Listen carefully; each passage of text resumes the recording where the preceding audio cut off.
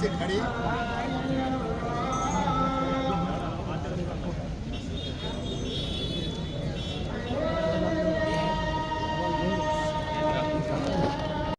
రెట్టింపు ఆశీర్వాదాలతో నింపడినైనా అదేవిధంగా గౌరవనీయులైనా మినిస్టర్ గారిని అప్పుడైనా అంజాద్ బాషా గారిని కూడా దీవించినైనా మీ దాసుడు కూడా రెట్టింపు మెజారిటీతోటి నా ప్రభుత్వం గెలుచుటకు మీ కృపను దయచేనైనా రాష్ట్రంలో నా ప్రభుత్వ జగన్మోహన్ రెడ్డి గారు ప్రభుత్వం మాకు ఈ జిల్లాలో రాష్ట్రం అంతటా అన్ని జిల్లాల కన్నా ఈ జిల్లా ఏమైనా చేయగలుగుతారల్లా ఇలా ప్రతి ఒక్క మనిషి మనసు మీ 2 ఏళ్లలో ఉండాలా.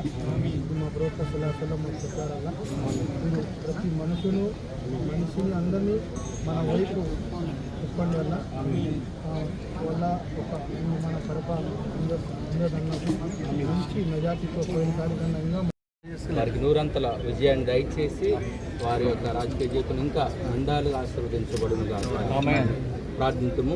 మహాపరిశుద్ధుడా, ప్రేమ నమ్మకం కలిగిన గొప్ప యేసయ్య, మీ పాదములకు వందరములైన మీ దాసుడు ప్రియ కుమారుడు గౌరవనీయులైన ఎంపీ గారైనా అవినాష్ రెడ్డి గారిని బట్టి మీ పాదములకు వందరములైన మీ దాసుడు నా ప్రభుడైన తండ్రి కుమార పరిశుద్ధాత్మ నామంలో నా ప్రభు ప్రార్థనా పూర్వకంగా నా తండ్రి నా ప్రభుడైన 5 నామినేషన్ వేటని బయలుదేర్చుండగానైనా शुक्रवार्धकेषु स्वप्न अरहरणि मनोव्याख्याय कर्मणज्ञानतज्ञानत महासंभाविक महापापानां परिहारार्थम् अहोबिलक्षेत्रे श्री लक्ष्मीनारसिंहस्वामी परिपूर्णकार्यार्थं शत्रुदोषनिवारणार्थं समस्तकार्य दिग्विजयफलप्राप्त्यर्थम् आचन्तात् मनोवाञ्छाभिष्टफलसिद्ध्यर्थं श्री भूमिनीलासमेत श्री लक्ष्मी वेङ्कटेश्वर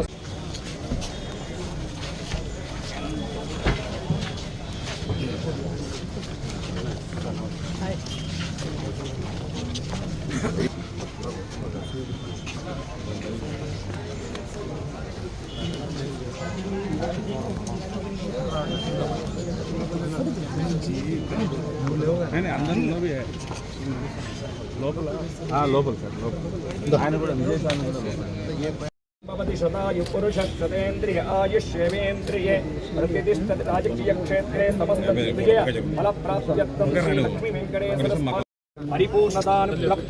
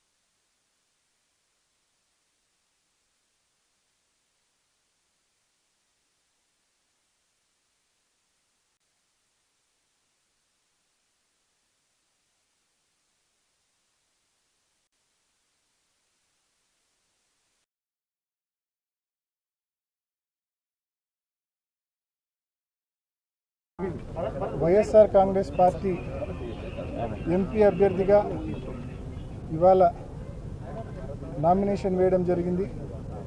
ఈ సందర్భంగా భగవంతుని ఆశీస్సులు మెండుగా ఉండాలి, గొప్పగా ఉండాలని చెప్పి కోరుకుంటున్నా. అదేవిధంగా జిల్లా ప్రజల ఆశీస్సులు, కార్యకర్తల వైఎస్ఆర్ కాంగ్రెస్ పార్టీ కార్యకర్తల ఆశీస్సులు మెండుగా గొప్పగా ఉండాలని చెప్పి మనస్ఫూర్తిగా కోరుకుంటున్నా. గడిచిన 5 ఏళ్లలో జగనన్న ప్రభుత్వంలో జిల్లాలో ఒకవైపు సంక్షేమ పథకాలు అమలు చేస్తూనే మరోవైపు జిల్లా అభివృద్ధి విషయంలో కూడా ఎక్కడ కుంటుపడకుండా జిల్లా అభివృద్ధిని కూడా ముందుకు తీసుకెళ్లే కార్యక్రమం చేశాం. ముఖ్యంగా జిల్లా అభివృద్ధి విషయంలో ఒకసారి మనం చూస్తే 2 సంవత్సరాలు మనకు కోవిడ్ వలన విలువైన సమయం పోయింది. మనకు మిగిలి ఉన్నది 3 సంవత్సరాలే. 3 సంవత్సరాల్లో మనం చేయగలిగినంత మంచి కూడా చేశాము జగనన్న ప్రభుత్వంలో. ముఖ్యంగా పరిశ్రమల విషయానికి వస్తే సెంచరీ ప్లై పరిశ్రమ 2021లో జగన్మోహన్ రెడ్డి గారు డిసెంబర్ మాసంలో భూమి పూజ చేశారు. 2023లో దాదాపు ప్రారంభించారు కూడా. దాదాపు ఇప్పటికే 1200 మంది అక్కడ పనిచేస్తూ ఉన్నారు. 2000 కోట్ల రూపాయల పెట్టుబడి. అదేవిధంగా మరి కడప కొప్పర్తి ఇండస్ట్రియల్ కారిడార్లో కూడా ఇప్పటికే మరి ఈ ప్రభుత్వం జగనన్న ప్రభుత్వం వచ్చినాక అక్కడ ఆ లేఅవుట్ అంతా డెవలప్ చేయడము, అక్కడ పరిశ్రమలు తీసుకొని రావడము. ఇప్పటికి ఒక 3000 మంది పనిచేస్తూ ఉన్నారు.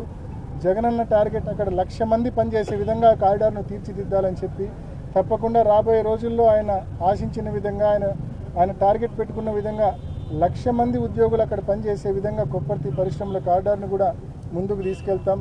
అదేవిధంగా ఆదిత్య బిర్లా, అపాచీ వంటి యూనిట్లు కావచ్చు. ఉక్కు పరిశ్రమకు సంబంధించి మరి JSW వాళ్ళు ముందుకు రావడము, వాది భూమి పూజ జరగడము, టెక్నాలజీ సంబంధించిన MOU పూర్తి కావడము, ఇప్పుడిప్పుడే చిన్నగా పనులు మొదలవుతూ ఉన్నాయి. దాదాపు తొలి దశ పనులు 2026 ఉగాదికి పూర్తి చేసి మరి జిల్లా ప్రజలకు, జిల్లాలో నిరుద్యోగులకు మరి ఉద్యోగాలు ఇచ్చే పరిస్థితి అక్కడ వస్తుందని చెప్పి కూడా స్పష్టంగా చెప్పడం జరిగింది జిందాల్ స్టీల్స్ వాళ్ళు. మరి ఈ రకంగా పరిశ్రమలు కావచ్చు. అదేవిధంగా సాగునీటి రంగంలో ఒకసారి చూస్తే సాగునీరు మరి గతంలో గండికోటలో మనం 10-12 TMCలు పెట్టలేని పరిస్థితి. జగనన్న ప్రభుత్వం వచ్చినాక 900 కోట్ల రూపాయలు చెల్లించి ఇవాళ మనం గండికోటలో 27 TMCల నీళ్లు నిల్వ చేసుకోగలుగుతూ ఉన్నాం. దాదాపు 900 కోట్ల రూపాయలు దానికోసం వ్యయం చేయడం జరిగింది. CBRలో గతంలో 2-3 TMCలు పెట్టేవాళ్ళం కాదు. ఇవాళ 10 TMCలు పెట్టగలుగుతూ ఉన్నాం. దానికి R&R 4 గ్రామాలకు 250 కోట్ల రూపాయలు ఖర్చు చేసి ఇవాళ మనం 10 TMCల నీళ్ళు అక్కడ నిల్వ చేయగలుగుతూ ఉన్నాం. ఈరోజు గండికోటలో మనం నీళ్లు నిల్వ చేశాం కాబట్టి ఈరోజు ఇంత గడ్డు పరిస్థితుల్లో కూడా మనము మరి పెన్నా ద్వారా మరి లింగంపల్లికి కావచ్చు, వాటర్ గండికి కావచ్చు, మనము వాటర్ తీసుకొని మనం ఈ ఎండాకాలంలో ఇంత తీవ్ర నీటి ఎద్దడిలో 18 మాసాల పాటు వర్షాలు లేకపోయినా కూడా మరి ఆ నీటి ద్వారా మనం ప్రజల దాహర్తి తీర్చగలిగే పరిస్థితుల్లో మనం ఉన్నాం. కాబట్టి ఈ రకంగా సాగునీటి పరంగా కూడా అనేక మంచి పనులు చేయడం జరిగింది, అనేక అభివృద్ధి కార్యక్రమాలు చేయడం జరిగింది పరిశ్రమలతో పాటు. ఇంకా కడప డెవలప్మెంట్ కావచ్చు. ముఖ్యంగా మీరు చూస్తే ఒకసారి రిమ్స్లో జగనన్న ప్రభుత్వం వచ్చిన తర్వాత super speciality block, cancer institute, psychiatric institute, అదేవిధంగా ఐ ఇన్స్టిట్యూట్స్, ఈ రకంగా ఎన్నో ఇన్స్టిట్యూట్స్ తీసుకొని రావడము, రోడ్ వైడనింగ్ కావచ్చు, అదేవిధంగా డ్రైన్స్ నిర్మాణం కావచ్చు, ఎన్నో మంచి పనులు మరి కడప నగరంలో కావచ్చు, ప్రతి నియోజకవర్గ కేంద్రంలో, జిల్లాలోని ప్రతి నియోజకవర్గ కేంద్రంలో కూడా పెద్ద ఎత్తున పనులు జరుగుతూ ఉన్నాయి. కాబట్టి గతంలో 2014 నుంచి 19 వరకు తెలుగుదేశం ప్రభుత్వంలో జిల్లాకు ₹1 రాష్ట్ర ప్రభుత్వం ఇచ్చింది లేదు. ఆ రోజు జిల్లాలో ఏదైనా చిన్న పనులు జరిగినాయంటే ఆ 14th ఫైనాన్స్ నిధుల్లోనో అట్లా జరిగిన పనులే తప్ప, జనరల్ గ్రాంట్లో జరిగిన పనులే తప్ప రాష్ట్ర ప్రభుత్వం నుంచి చిల్లి గవ్వ ఇచ్చిన పరిస్థితి లేదు. కేవలం 2019లో జగన్మోహన్ రెడ్డి గారు ముఖ్యమంత్రి అయిన తర్వాతనే ప్రతి నియోజకవర్గానికి కూడా 100 కోట్ల రూపాయల నిధులు ఇచ్చి రాష్ట్ర ప్రభుత్వం తరఫున మరి అభివృద్ధి చేయడం జరిగింది. కాబట్టి ప్రజలు జరిగిన మంచిని, కోవిడ్ ఉన్నప్పటికీ 2 సంవత్సరాలు నష్టపోయినప్పటికీ ఉన్న 3 సంవత్సరాల్లో జగన్మోహన్ రెడ్డి గారు ఏ రకంగా మరి నగరాన్ని కావచ్చు, జిల్లాలోని అన్ని నియోజకవర్గాలు కావచ్చు ఏ రకంగా డెవలప్ చేశారో, అభివృద్ధి చేశారో, ఒకవైపు సంక్షేమ పథకాలు అమలు చేస్తూనే ఏ రకంగా ఈ అభివృద్ధి చేశారో జిల్లా ప్రజలందరూ కూడా చూస్తూ ఉన్నారు. తప్పకుండా జగనన్న ప్రభుత్వానికి మా అందరికి కూడా ప్రజల ఆశీస్సులు ఉండాలని చెప్పి మనస్ఫూర్తిగా కోరుకుంటా ఉన్నాం. లాస్ట్ 5 ఇయర్స్లో జిల్లాకు సంబంధించిన అనేక అంశాలు పార్లమెంట్లో ప్రస్తావించడం జరిగింది. ముఖ్యంగా ఉక్కు పరిశ్రమకు సంబంధించి, ప్రత్యేక హోదాకు సంబంధించి, అదేవిధంగా యురేనియం బాధిత గ్రామాలకు సంబంధించి, మరీ ముఖ్యంగా కృష్ణా వాటర్స్ డిస్ట్రిబ్యూషన్ రియలొకేషన్కి సంబంధించి, మరీ ముఖ్యంగా తెలంగాణ వాళ్ళు ఏదైతే అక్రమ ప్రాజెక్టులు కడుతున్నారో పాలమూరు రంగారెడ్డి ఎత్తిపోతల ప్రాజెక్టు, దానికి సంబంధించి దానికి వ్యతిరేకంగా మనము మనం పార్లమెంట్లో మరి కేంద్ర ప్రభుత్వాన్ని ప్రశ్నించడం జరిగింది. అంతేకాకుండా మరి ముఖ్యంగా జిల్లాకు సంబంధించి ఎయిర్పోర్ట్ టెర్మినల్ దాదాపు 250 కోట్ల రూపాయల నిధులు తీసుకొచ్చి దాన్ని ఇటీవల భూమి పూజ చేశాం. రాబోయే 18 మాసాల్లో ఆ న్యూ ఎయిర్పోర్ట్ టెర్మినల్ పూర్తవుతుంది. మరి జగనన్న ప్రభుత్వం ద్వారా 75 కోట్ల రూపాయలు భూసేకరణ చేసి ఇచ్చాం. ఇవాళ మనం రన్వే ఎక్స్పాండ్ అయింది, పెద్ద ఫ్లైట్లు కూడా ల్యాండ్ అయ్యే పరిస్థితి ఉంది. నైట్ ల్యాండింగ్ ఫెసిలిటీ కల్పించాము కేంద్ర ప్రభుత్వంతో పరిశీలి చేసి. వీటితో పాటు ఎంతో కాలంగా నత్తనడకన మరి పని జరుగుతూ ఉన్న కడప బెంగళూరు లైన్ ఏదైతే ఉందో, రైల్వే లైన్ ఏదైతే ఉందో ఆ లైన్కి సంబంధించి కూడా నిజంగా 2014లో తెలుగుదేశం ప్రభుత్వం వచ్చిన వెంటనే, ఆ రోజు ఎన్డీఏ ప్రభుత్వం వచ్చింది 2014లో రాష్ట్రంలో.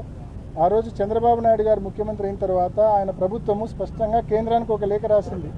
రాష్ట్రం విడిపోయింది, ఈ ప్రాజెక్టు 50:50 నిష్పత్తితో ఈ ప్రాజెక్టు మంజూరైంది. రాష్ట్రం 50%, కేంద్రం 50% షేరింగ్ రేషియోలో ఈ ప్రాజెక్టు మంజూరైంది. ఈ డబ్బు పెట్టే పరిస్థితి మా రాష్ట్రానికి లేదు, మొత్తం డబ్బు మీరే పెట్టండి అని చెప్పి ఒక లేఖ రాసేసి చేతులు దులుపుకున్నారు. ఆ తర్వాత ఆ ప్రాజెక్టు ఒక్కటంటే ఒక అడుగు ముందు పడిన పరిస్థితి లేదు. ఇవాళ ఈ ప్రాజెక్టుకు సంబంధించి మనం ఏం చేయాలన్నా కూడా కర్ణాటక ప్రాంతంలో కూడా మనం భూసేకరణ చేయవలసిన అవసరం ఉంది. కాబట్టి ఈ ప్రాజెక్టును వితిన్ ద స్టేటే మనం కనుక చేయగలిగితే ఈ భూసేకరణ కావాలంటే రాష్ట్ర ప్రభుత్వం బాధ్యత తీసుకోవచ్చు అని చెప్పి పెండ్లిమరి నుంచి పుట్టపర్తి వరకు ఈ లైన్ను మార్చవలసిందిగా జగనన్న ప్రభుత్వం కేంద్రానికి, కేంద్ర రైల్వే శాఖకు లేఖ రాయడం జరిగింది. వాళ్ళు కూడా దానికి సంబంధించిన preliminary sanctions, feasibility sanctions, feasibility studies కూడా చేయడం జరిగింది. ఇప్పుడు టెక్నికల్ ఫీజిబిలిటీ చేస్తూ ఉన్నారు. మరి దీనికి సంబంధించి పెండ్లిమరి టు పుట్టపర్తి లైన్ కనుక కనెక్ట్ అయితే డైరెక్ట్గా కడప, పెండ్లిమరి, పుట్టపర్తి, బెంగళూరు ఒక 30 కిలోమీటర్లు అదనమే కావచ్చేమో కానీ బట్ ప్రాజెక్టు కళ సాకారం అవుతుంది. ఇక్కడ నుంచి ఎవరైనా బెంగళూరుకు ట్రైన్లో పోవాలనుకునే వాళ్ళు పోయే పరిస్థితి తప్పకుండా వస్తుంది. ఈ పాత అలైన్మెంట్లో మాత్రం కర్ణాటక ప్రాంతంలో మనం భూసేకరణ చేసే పరిస్థితి లేదు, కోఆపరేషన్ లేదు. కాబట్టి ఈ న్యూ అలైన్మెంట్ చేయమని చెప్పి కూడా జగనన్న ప్రభుత్వం ఇప్పటికే కేంద్రాన్ని కోరడము, వాళ్ళు దానికి సంబంధించిన financial feasibility, commercial feasibility, technical feasibility అన్నీ కూడా స్టడీ చేయడము, దానికి సంబంధించిన ప్రాథమిక అంచనాలు కూడా తయారు చేయడము. ఆ చేంజ్ ఆఫ్ అలైన్మెంట్ మంజూరైతే తప్పకుండా మరి ఆ కడప బెంగళూరు లైన్ శరవేగంగా పనులు పూర్తి అయ్యే పరిస్థితి కూడా వస్తుంది.